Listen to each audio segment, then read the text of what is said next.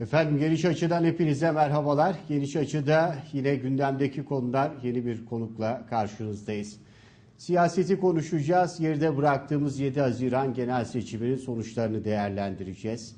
Genel seçim sonrası için Türkiye'de nasıl bir yarın bekleniyor? Bu yarını inşa etme anlamında siyasilere nasıl bir görev düşüyor onu da sorgulayacağız. Bugün HDP Denizli Eş Başkanı Sayın Nebi Evci bizlerle birlikte. Sayın Evci hoş geldiniz. Teşekkür ederim, hoş bulduk. DEHA TV'mize bu nazik davetinden dolayı öncelikle partim adına bütün çalışanlarımıza, bütün kurum mensuplarına teşekkür ederim. Nezaketinizden dolayı ben teşekkür ediyorum. Öncelikle seçim sonuçları hayırlı olsun. Hayırlı olsun. Bütün halklarımıza, ülkemize, geleceğimize hayırlı olsun. Evet. Seçim sonuçlarını, seçim atmosferini konuşacağız ama öncesini de bir konuşalım. HDP Denizli özelinde nasıl bir çalışma yürüttü, neler yaptı, seçime nasıl bir ortamda girdi onu bize bir anlatır mısınız? Tabii. Şimdi biliyorsunuz 7 Haziran 2015 genel seçimleri Türkiye siyasi tarihinde tarihi bir seçim vasfını taşıdı. Önceden de söyleniyordu birçok siyasetçiler, uzmanlar tarafından. Gerçekten öyle oldu. Biz de 2014 Eylül ayından başlamak üzere il örgütümüzü, ilçe örgütlerimizi seçime yönelik komisyonlarımızı hazırladık. Ve seçim çalışmalarını başlatmış olduk. Parti olarak hazırlıklarımızı hem genel merkez planında hem de Denizli planında 2015 Ocak ayı başı itibariyle bütün hazırlıklarımızı tamamladık. Ve Denizli yerelinde de seçim çalışmalarının startını verdik. Bu çerçevede artık 5 aylık, yani Ocak'tan aldığımızda 5 aylık yoğun bir seçim maratonu yaşadık. Geldiğimiz nokta itibariyle Denizli açısından da sevindirici sonuçlar aldık. Tabii hedefimiz bir milletvekili almaktı bizim Denizli'de. Biliyorsunuz 7 milletvekili var. Bu seçimlerde bir milletvekilini HDP olarak alırız diye bir hedef koymuştuk. Ama 27.600 oy aldık Denizli genelinden. Tabii şu aşamada Cumhurbaşkanlığı seçimlerinde almış olduğumuz 19.000 oyla kıyaslandığında 27.600 oyun hatırı sayılır bir oy olduğunu tespit ettik. Bir dahaki seçimlerde bir milletvekili hedefimizi şimdiden koyduk. Ona ulaşacağımızı düşünüyoruz. Evet. Tabii seçim öncesi en önemli göstergelerden bir tanesi genelde miting alanı oluyor. Tabii. Vatandaş oradaki kalabalığa dikkat ediyor. Siz de 2 miting düzenlediniz burada değil mi? Evet, biz de 2 miting düzenledik. Sayın Eş Genel Başkanımız Figen Yüksekdağ'ın katılımıyla 29 Ekim Bulvarı'nda bir miting düzenledik öncelikle. Arkasından Sayın Eş Genel Başkanımız Selahattin Demirtaş'ın katılmasıyla gene 29 Ekim Bulvarı'nda ikinci mitingimizi düzenlemiş olduk. O şekilde 2 mitingle seçim kampanyasını bitirmiş olduk. Evet. Peki seçmene hangi vaatlerle gitti HDP seçim öncesinde? Öncelikleri nelerdi? Bunu biraz hatırlatır mısınız? Şimdi HDP Türkiye siyasetine yeni giren bir aktör biliyorsunuz. HDP yeni yaşam çağrısı yaptı, büyük insanlık çağrısı yaptı. Türkiye'de yaşayan bütün insanlara. Bunun anlamı da şuydu. 13 yıldır iktidarda olan bir Tayyip Erdoğan, şu anda Cumhurbaşkanlığı makamında oturan bir Tayyip Erdoğan heyulası vardı. Özellikle son dönemlerde Tayyip Erdoğan'a yönelik, tabii bu zulümkar, baskıcı, dayatmacı, hukuk tanımaz icraatlarından dolayı toplumun çok önemli bir bölümünde bir karşıtlık oluştu. Biz de kendi tabanımızda tabii bunu hissettik.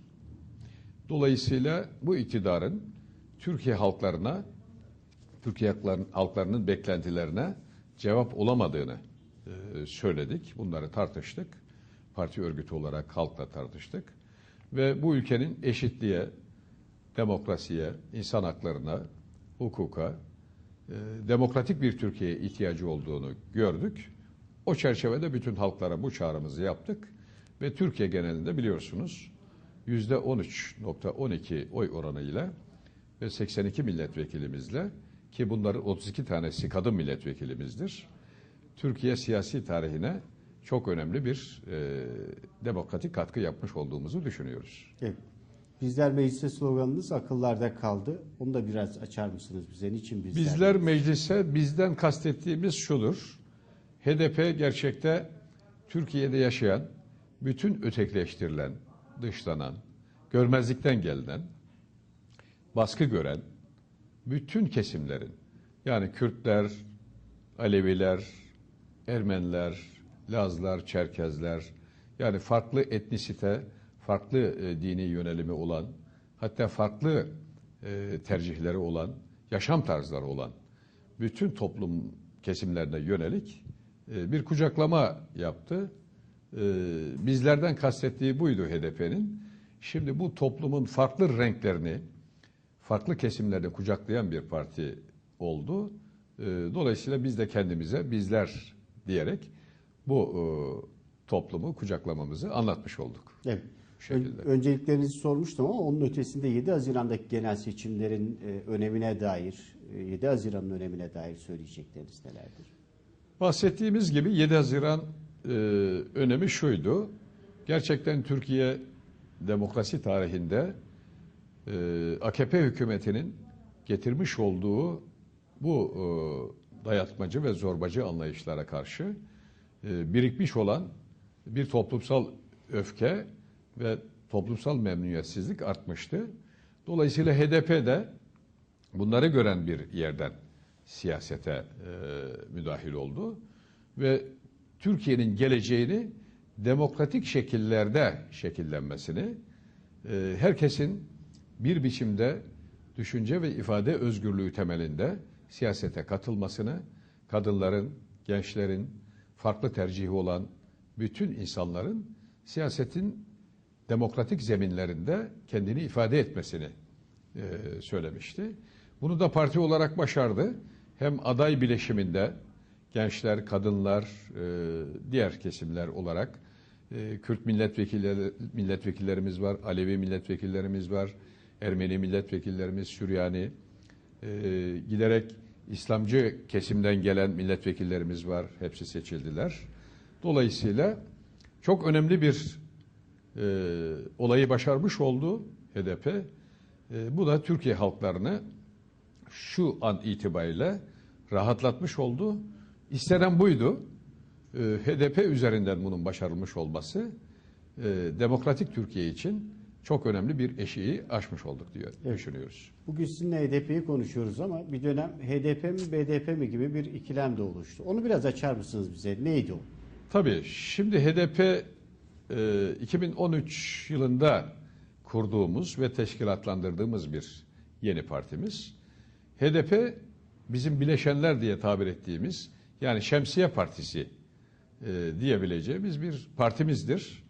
Burada sosyalist partilerimiz, diğer kurumlarımız, örgütlerimiz, aydınlarımız, derneklerimiz hepsi ve toplum kesimlerimiz hepsi de kendi kimliklerini koruyarak, yani Alevi kimliğini koruyarak insanlar geldiler. Kürt kimliğini koruyarak geldiler. Ermeni kimliğini koruyarak geldiler. Bu güzeldi. Bunu başardık. Daha önce BDP olarak süren Kürt Demokratik Siyasi Hareketi, biliyorsunuz 2014 yerel seçimlerinden sonra hem milletvekillerimizi, BDP milletvekili olarak görev yapan arkadaşlarımızı HDP'ye davet etti. HDP'de oldular, görev yaptılar. Hem de belediye başkanlarımızı HDP'ye davet etti. Yani şu anda Türkiye coğrafyasında seçilerek giden bütün arkadaşlar HDP milletvekili, belediye başkanı, belediye meclis üyeleri olarak görev yapıyorlar. BDP'de o anlamda özellikle Kürt halkının yaşamış olduğu vilayetlerde genellikle kendisini bir kadro partisi olarak, yani bir akademik çerçevede kadro partisi olarak, yani kadro yetiştirme, siyasete kadro yetiştirme partisi olarak yoluna devam ediyor. Şu anda HDP bütün Türkiye genelinde seçime giren, herkesi temsil eden ve herkesin de kendisini HDP'de temsiliyet hakkı kazandığı, sözünü, eylemini söylediği bir parti haline gelmiş oldu. Bu 7 Haziran seçimleriyle de Türkiye Büyük Millet Meclisi'nde çok güçlü, çok kuvvetli bir grup ile yerini aldı.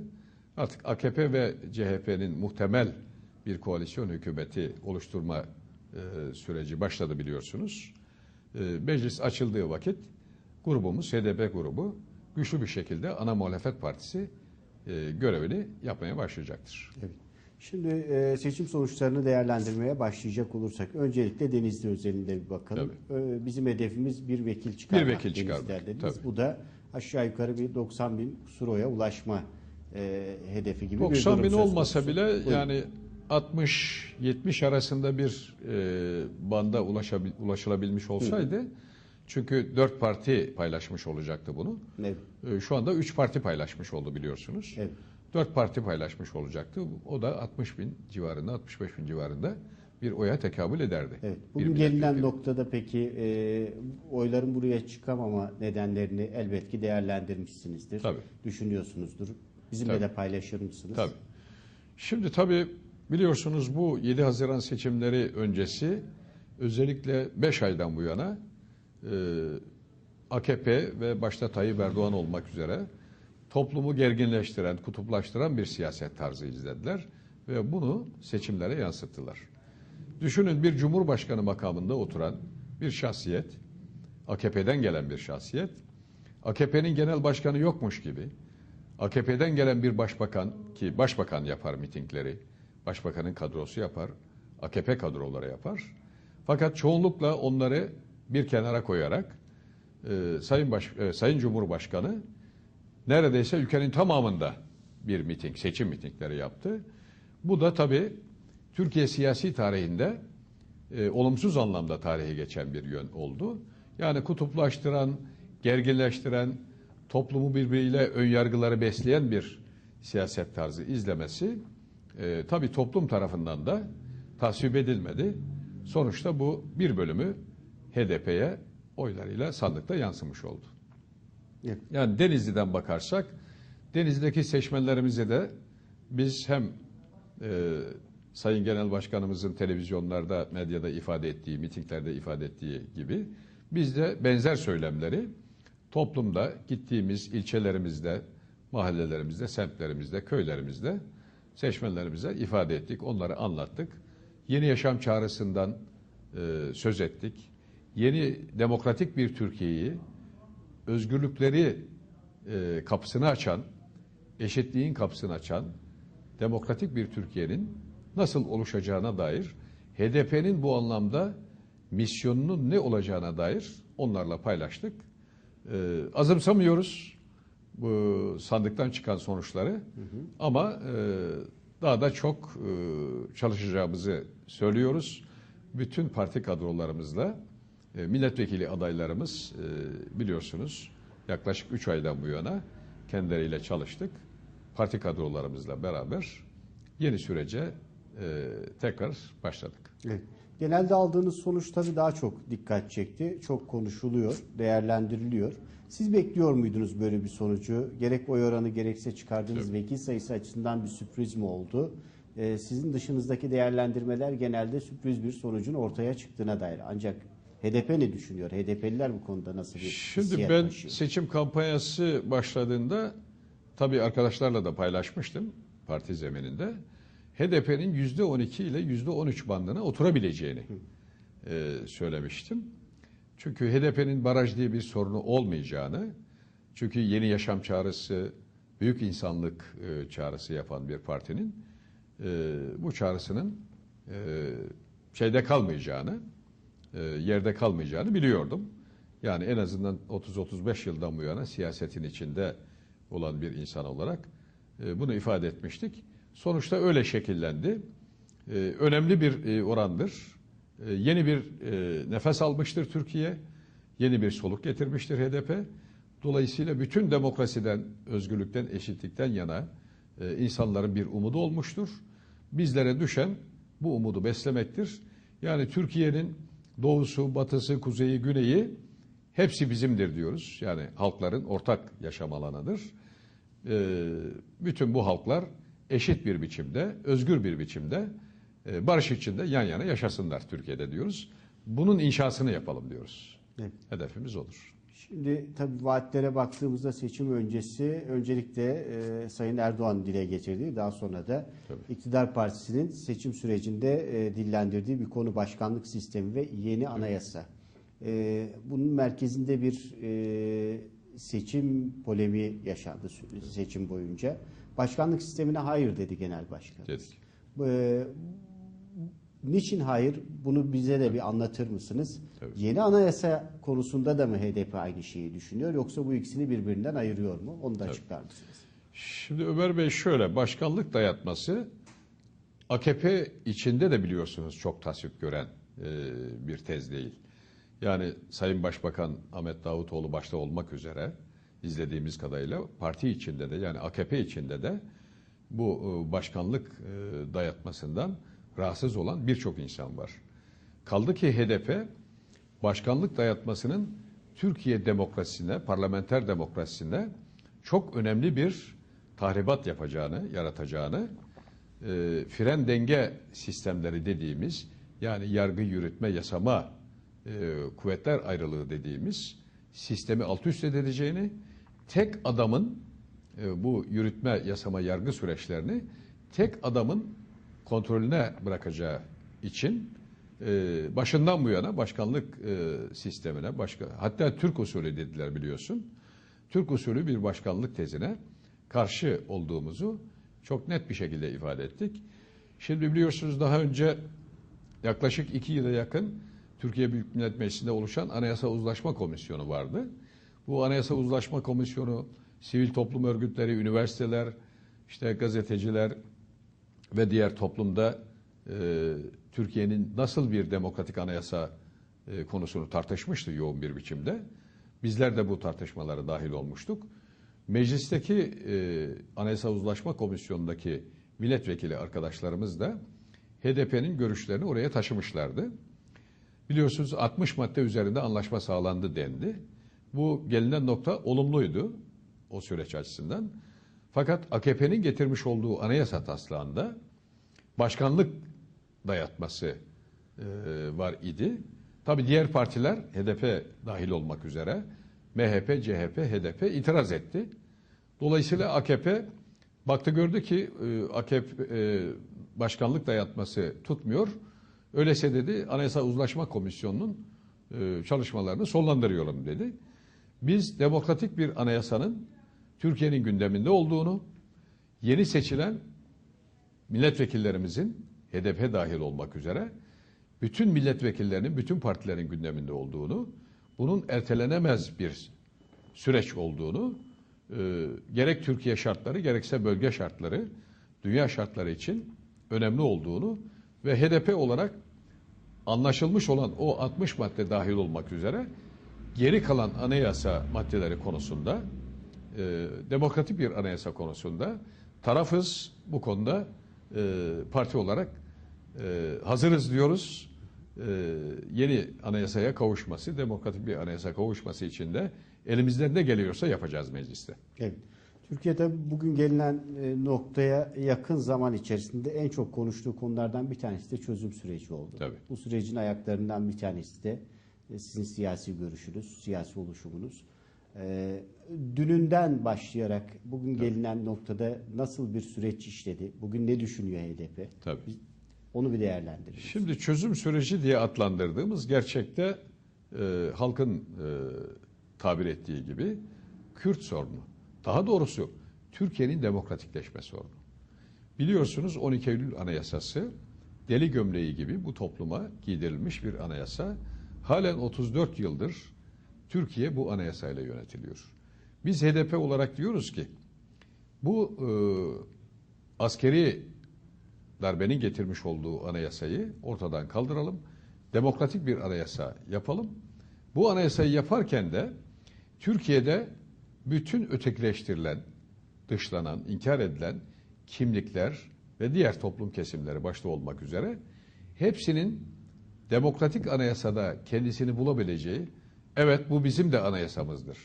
Evet bu geldiğimiz nokta hepimizi memnun etmiştir diyebileceği bir anayasa olması gerekir diyoruz. Bu Kürt sorunun çözümü konusunda da yeni süreç, yeni başlamış olan HDP'nin 82 milletvekiliyle geldiği bu süreçte çözüm süreci konusunda da üzerimize çok önemli görevler düştüğünün bilincindeyiz. Bunu da en iyi bir şekilde bütün Türkiye halklarına memnun edecek şekilde ve başta annelerimizin, başta gençlerimizin artık bir daha çatışmalı ortama girmemesi açısından Türkiye'nin siyasi süreçlerle bu sorunlarını çözmesi konusunda her türlü imkanlarımızı kullanacağımızı söylüyoruz. Ve parti olarak da bu konuda hazırlıklarımız devam ediyor. Önümüzdeki günlerde sanıyorum partimizin de bu konuda genel başkanımızın ağzından topluma yönelik bilgilendirmeleri, çalışmalarını anlatma süreçleri yaşayacağız. Evet. Şimdi çözüm süreci olarak nitelendirilen bu olgunun sonuçlanması halinde sizin beklentiniz nedir mesela? Onun bir çerçevesini çizebilir misiniz? Bugüne kadar hangi konuları prensip edinerek bu çözüm sürecine dahil oldunuz veya bir ayağını oluşturdunuz? Onu bize biraz anlatır mısınız? Tabii. Şimdi gene anayasaya atıfta yapmakta fayda var. Çünkü sorunların kaynağı önemli bir kısmı orada. Bizim mevcut askeri darbe anayasasını okuduğumuzda, incelediğimizde Türk etnisitesine neredeyse her paragrafta, her maddede bir atıf var. Şimdi düşünün, Osmanlı bakiyesi olan bu topraklarda, Cumhuriyetimizde bütün etnik kimliklere karşı öyle bir anayasa olmalı ki bütün etnik kimliklere karşı eşit mesafede bir yorum getirilmeli. Yani hiç kimse Kürt olduğu için, Ermeni olduğu için, Süryani olduğu için ya da başka bir Arap olduğu için dışlanmamalı. Tam tersine diyoruz, öyle bir anayasa yapalım ki herkesi demokratik anlamda kucaklayan, onları yok saymayan, eşit yurttaşlık temelinde bir anayasayı yaptığımızda zaten Kürt sorunu diye tabir ettiğimiz bu sorun siyasal zemininde, anayasal zemininde barışçı bir anlamda yerini almış olacaktır. Ve toplumda 40 yıldan bu yana girmiş olduğu, tabii bu devlet politikalarında bunda çok önemli etkisi var. Bu gerilimden, bu kaostan kurtulmuş olacaktır. Biz de tarihsel olarak bu görevi üstlenmiş bir parti olarak bunu başaracağımızı düşünüyoruz. Başaracağız diyoruz. Evet. Burada kısa bir ara verelim. Sonra kaldığımız yerden devam edelim. Tabii, yine bu sorunun cevabıyla devam edelim. Ötesini de konuşacağız. HDP'nin bu Türk siyasetine kazandırdığı yeni bir yapı var. Eş başkanlık sistemi. Onu da merak edenler biraz bekleyecekler. Onun da ayrıntılarını konuşacağız. Sayın Evci önümüzdeki günlere dair öngörülerini de bizimle paylaşacaktır. Lütfen bizden ayrılmayın.